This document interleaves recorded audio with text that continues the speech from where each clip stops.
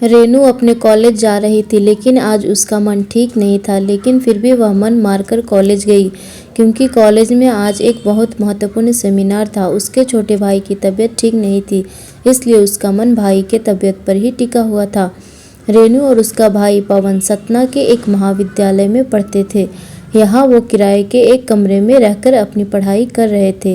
रेनू और पवन की बिल्कुल भी नहीं बनती थी। दोनों आपस में चूहे बिल्ली की तरह लड़ते थे। दोनों के मम्मी पापा गांव में रहते थे तथा खेती बाड़ी का काम करते थे। वो दोनों इन भाई बहन की लड़ाई से परेशान भी रहते थे और चिंतित भी रहते थे। लेकिन पिछले कुछ दिनों से पवन की तबीयत ठीक नहीं थी, इसलिए दोनों के बीच लड़ाई का कोई कारण ही नहीं था। पवन बुखार से पीड़ित बिस्तर में पड़ा रहता था, ना ज़्यादा बोलता था। रेनू हमेशा गुस्से में पवन के मर जाने की कामना किया करती थी, पर यह सब वह गुस्से में कहा करती थी।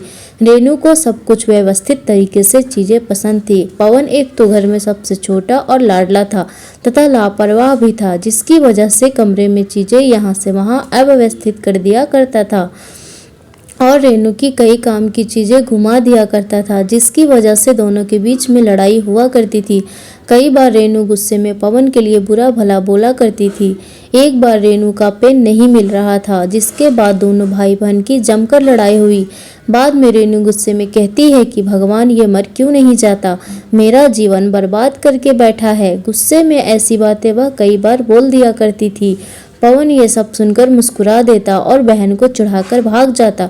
भाई बहन का प्यार क्या होता है इन दोनों को नहीं पता था, लेकिन जब से पवन की तबीयत खराब हुई थी, रेनू को लगता था कि उसी के अनाप शनाप बोलने की वजह से पवन की तबीयत खराब हुई है, इसलिए उसे अपने ऊपर भी बहुत गुस्सा आ रही थी। वह इस समय अपने भाई की पूरी मन से सेवा कर रही थी, जिससे वह ठीक हो जाए। इसके अलावा अब वह भगवान की पूजा भी करने लगी और कॉलेज के बगल में हनुमान मंदिर में जाकर अपने भाई की लंबी उम्र के लिए प्रार्थना कर रही थी। मंदिर के पंडित ने बताया कि बुधवार के दिन व्रत रखने से जिसके लिए व्रत रखो वह स्वस्थ हो जाता है। यह सुनकर रेनू ने बुधवार के दिन भी व्रत रखने लगी। पवन को जब पता चला कि रेनू इस समय उसके स्वस्थ होने के लिए व्रत रखती है, तो उसके मन में अपने बहन के प्रति श्रद्धा बढ़ गई और उसने भी अपने मनोबल को बढ़ा लिया कि वह भी जल्दी ठीक हो जाएगा, जिससे उसकी पेटू बहन को व्रत न रहना पड़े। और धीरे धीरे कुछ ही हफ्तों में पवन ठीक हो गया। रेनू बहुत खुश हुई और उसने मन ही मन निश्चय किया था कि अगर भाई ठीक हो जाएगा तो वो मैहर से शारदा माँ के दर्शन करने जाएगी।